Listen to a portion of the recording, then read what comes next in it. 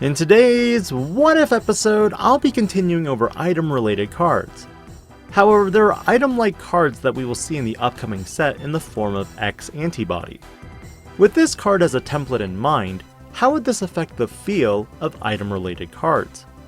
And as always, if you enjoy these types of videos, do consider liking this video, subscribing to the channel, and hitting that notification bell for more of my future content. For today's episode, there are 3 specific items that I'd like to go over, and how they would interact with other cards in the Digimon Trading Card Game. Again, to pay homage to Digimon Tamers, I'm going to focus on 3 items: Behemoth, Toy Gun, and Grani. Each of these items added fantastic story to the series, and for this episode, what would I like to see for each of them? Moving forward, what if item cards simply had a play cost of 0, but a memory cost to equip? This seems to balance a lot of the problems. For Behemoth, it would have a lot to break down.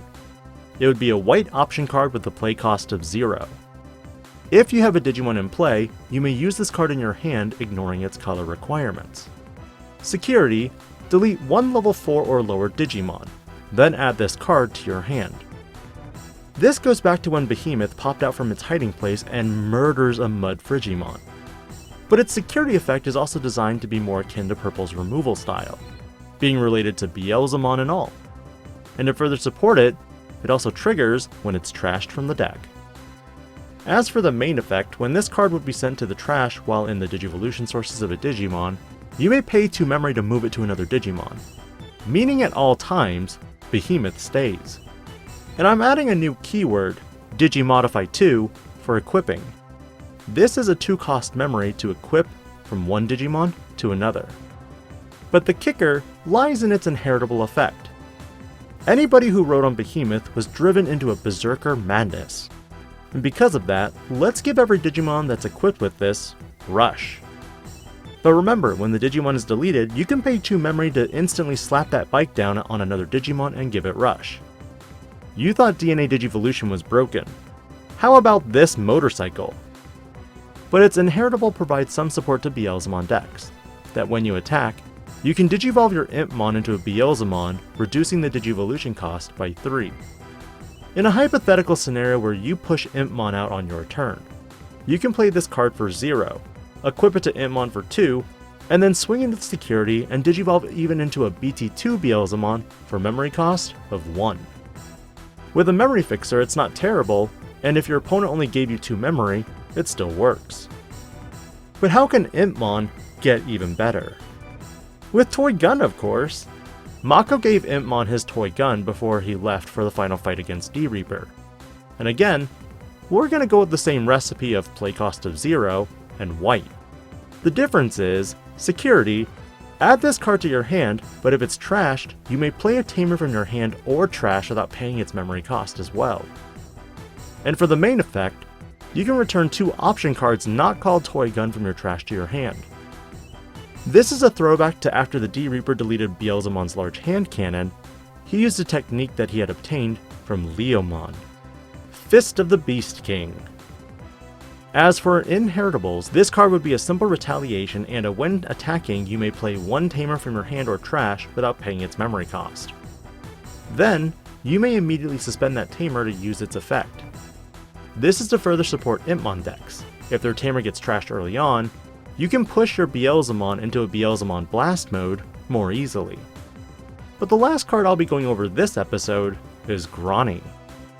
Grani was originally a program from Hypnos called the ARC program. It helped recover the kids from the digital world and bring them back to the human world. You'll start noticing a trend that all play costs will be 0 and white, but the equip or digimodify cost will always be what changes.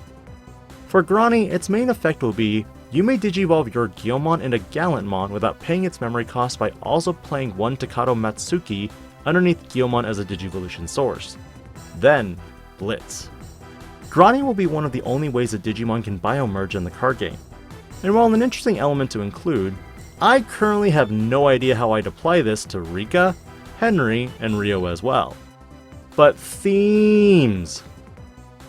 Grani can also be equipped for a Digimodify cost of 3, and provides an inheritable of, when attacking, delete all Digimon of 3000 DP or less. If you happen to have a red Tamer in place and you're utilizing the EX2 Gallantmon, Grani becomes an amazing inheritable for deleting all of your opponent's Digimon of 5000 DP or less. And the DP threshold only gets more as you have other inheritables in play. But the last effect of Grani and its inheritables would be all turns. If Gallantmon would be deleted, you may trash this Digivolution source. Then Digivolve Gallantmon to the next level, paying the Digimon's Digivolution cost. Here, you are not limited to just Crimson mode, but Omnimon as well. Even in the original show, when Gallantmon was defeated by the Reaper, Grani gave the rest of his life to Gallantmon to move to the next level before fading away. What are your thoughts on these item card concepts for the Digimon Trading Card Game? Would you love to see more support and love for the Digimon Tamers franchise? I know I do! With Frontier support allowing you to digivolve from Tamers, I so wanted to see some bio-merging as well for Tamers. But it just wasn't meant to be. Let me know your thoughts and comments on this episode, and I'll catch you next week on another Meta Monday special. This is DIGI-PANDA, logging out.